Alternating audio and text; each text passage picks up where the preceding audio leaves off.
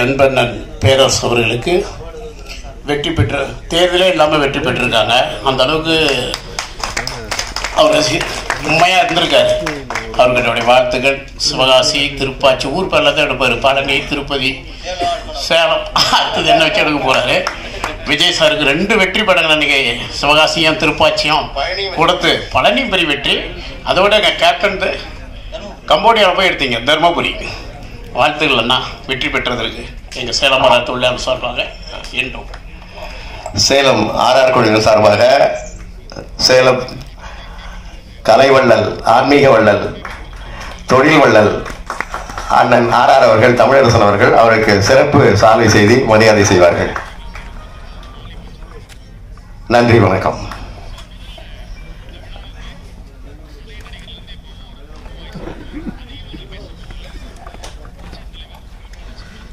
அனைவருக்கும் வணக்கம். ரொம்ப பசியோடு இருக்கீங்க. வழக்கம் போல அதிகம் பேசாமல் சுருக்கமாக பேசிக்கிறேன். முதல்ல இந்த மேடை ஒரு அற்புதமான மேடை. சமத்துவ மேடைன்னா இதுதான் சமத்துவ மேடை. இது ஆன்மீகம், நாத்திகம், ஏடிஎம்கே, டிஎம்கே, இந்த வெங்கடேஸ்வர் பிஜேபி. ஆமாம், இது பாராளுமன்ற தேர்தல் வருது இல்லை, விட்டங்கே கூட்டி அமைச்சிடுவாங்க. கூட்டணிக்கு கட்சி கிடைக்காம அங்கேயும் அலைஞ்சிக்கிருக்காங்க. இங்கே வச்சு அமைச்சிடலாம் கூட்டணியை. அந்தளவுக்கு எல்லா கட்சியும் இங்கே தான் இருக்குது. வெங்கடேஷ் சார் இங்கே கூட்டணி பேசி முடிச்சிருங்க. ஆமாம், ப்ரெஸ் அனௌன்ஸ் பண்ணிடுவாங்க.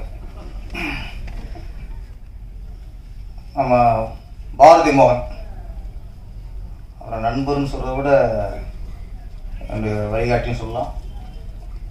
சீனியர் ஆக்சுவலாக அந்த உதயகிணரா வாய்ப்பு தேடி அடைஞ்ச காலகட்டம். Bharathiraj sir, Bhagyaraj sir, R Sundararajan sir, இப்படி பல இடத்துல அலைஞ்சிருக்கும் போது தான் தெரிஞ்சு வச்சு இது அவர் சீக்கிரத்தில் நம்ம வாய்ப்பு கிடைக்காதுன்ட்டு ஒரு வருஷம் உங்க கூட அழைஞ்சிட்டு அதுக்கப்புறம் அடுத்த கட்டமாக வேறு ரூட்டில் போனேன். அப்படி ஒரு வாய்ப்பு விட்டு போன இடம் தான் நம்ம பாரதி மோகன் சார். ரயிலுக்கு நேரமாச்சு ரிலீஸ் ஆகிற டைம் அது. அதுக்கப்புறம் ஒரு வெற்றிப்பட இயக்குனர் இருந்தார். பாண்டி பஜாரில் தான் அவர் ஆஃபீஸ். அங்கே போய் பார்த்தேன் அவரை. தம்பி நிறைய பேர் இருக்காங்க, அடுத்த படத்துக்கு வாங்கன்ட்டார். அந்த மாதிரி நான் வாய்ப்பு தேடி அலைஞ்ச இயக்குநர்களில் அண்ணனும் ஒருத்தர். இன்னொரு முக்கியமான வார்த்தை சொல்லணும்னா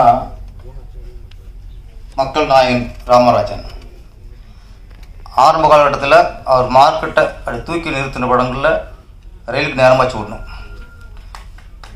அதே மாதிரி அடுத்து ராம்கி, நடிகர் ராம்கி, அவர் ஆரம்ப காலகட்டத்தில் ஒரு வெற்றி படம் கொடுத்து அவரையும் கொஞ்சம் மார்க்கெட்டில் தூக்கி நிறுத்தின படங்களில் தொட்டி சபதம் 2 மிகப்பெரிய வெற்றியை கொடுத்தவர். ரொம்ப திறமசாலி. கதை, திரைக்கதை, வசனம், இசை, பாடல்கள், டைரக்ஷன், பின்னணி பாடகர், ஏகப்பட்ட அவதாரம் அதில் எடுத்திருக்காரு. அதே கொஞ்சம் கேப் போட்டார்ல, அதோட பீச் தான் அது. என்னோட டைரக்ஷன் கேப் இருந்து போச்சுன்ட்டு ஒரு டைரக்ஷன் வாய்ப்பு கிடைச்சோன்னா எல்லாத்தையுமே வெளிக்காட்டார். என்னை பொறுத்த வரைக்கும் இந்த ட்ரெய்லர் பாடலை பார்க்கும்போது ஒரு இயக்குனர் வெற்றி பெற்றார் என்பதை விட ஒரு இசையமைப்பாளராக வெற்றி அடைஞ்சிருக்காரு. ஏன்னா எல்லா பாட்டுமே ரொம்ப அருமை. அதில் கூவாதோ பாடாதோ கொல்லிமலை கோயில் நல்ல மெலோடி. ராஜகுமார் சார் கரெக்டாக எடுத்து சொன்னார் அதை. ஆமாம், இசையமைப்பாளராக வெற்றி அடைஞ்சிருக்காரு. அடுத்து இந்த படத்தில் கதாநாயகன் நடிச்சிருக்க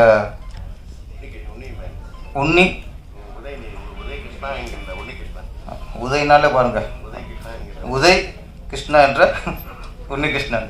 ஆமாம், உதயனால குழப்பம் வருது. நிறைய உதயம் இருக்குல்ல, அது உதைக்குது நம்மள. ஆமாம் ஆமாம். இப்போ தான் உதயகுமார் வந்துட்டு போனாரா, கொஞ்சம் குழப்பம்.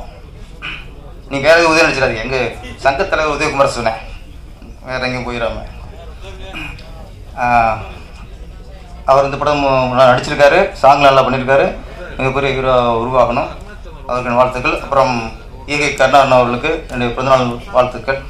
ஒரு கேங்கை வச்சுருக்காரு. இல்லை சார் நிற்கிறேண்ணே. இல்லை கூட்டத்தை பார்த்தா பயமாக இருக்குது, ஏதோ தொகுதி கேட்க போகிறீங்களேன்ட்டு. இப்போ அங்கங்கே கேங்கு அங்கேயும் போயிருக்காங்க பழத்தை காட்டுறதுக்கு. அது மாதிரி அண்ணனுக்கு உண்மையில் வந்த கூட்டம்லாம் அன்பான கூட்டம், பார்க்க தெரிஞ்சு எல்லாம் பாசத்தோடு வந்து பிறந்தநாள் வாழ்த்து சொன்னாங்க. பாரதி மோகன் சார் இன்னொன்று பார்த்தா அந்த படத்தில் ஒரு போலீஸ் ஆஃபீஸராக நடிச்சிருக்கிறாரு, நடிகராகவும் வந்துட்டார். அது யாரும் குறிப்பிடல. கதை, திரைக்கதை, வசனம், இசை, பாடல்கள், பின்னணி பாடகர், நடிகராகவும் அவர் நடிச்சிருக்காரு. ஒன்று சொல்லிட்டு முடிச்சிடுறேன்.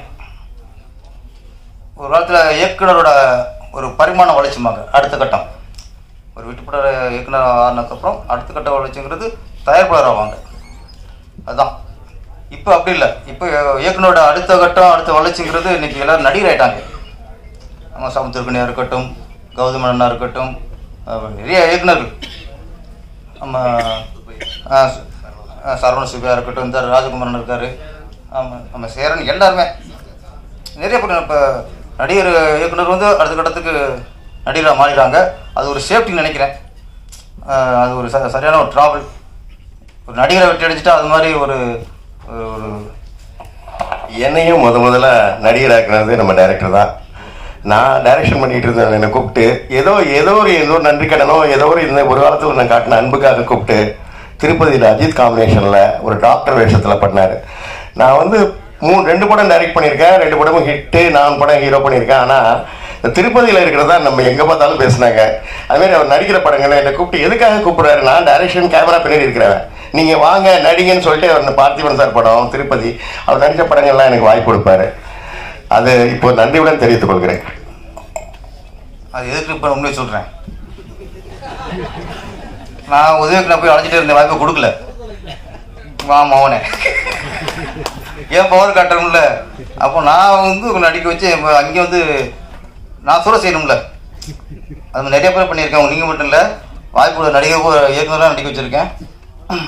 லிஸ்ட் நிறைய லிஸ்ட் இருக்குது. அது மாதிரி நடிகராகவும் அவதாரம் எடுத்திருக்காரு பாரதி மோகன் சார். நான் அவங்களுடைய சேஃப்டி சொல்கிறேன், ஒரு இயக்குனராக வெற்றி அடையணும். அதை விட நீங்கள் நடிகராக வெற்றி அடைஞ்சிட்டா நீங்கள் லைஃப் லாங்காக உங்களுக்கு சிரமமே இல்லை. ஆமாம், கால் ஷீட்டு வந்து டைட் ஆயிரும்.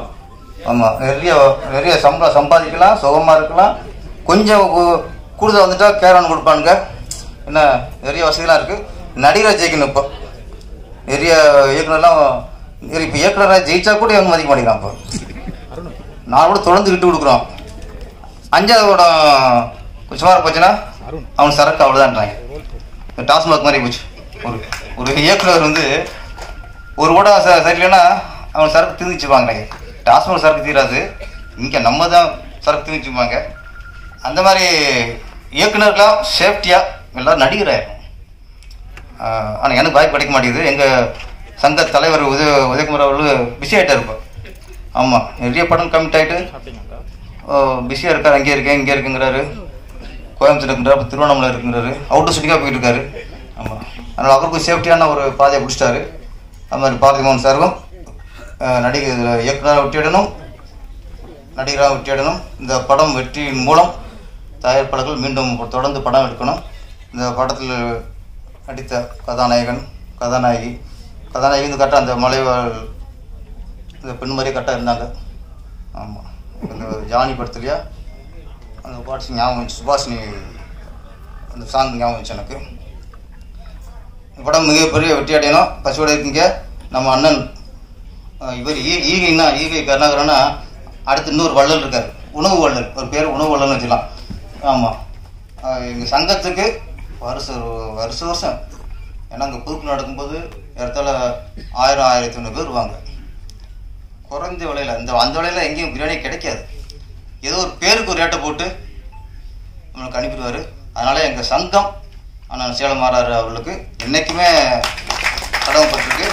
இன்னைக்கு உங்கள் பிரியாணியை நான் போய் சாப்பிட்டு போகிறேன். நன்றி, வணக்கம்.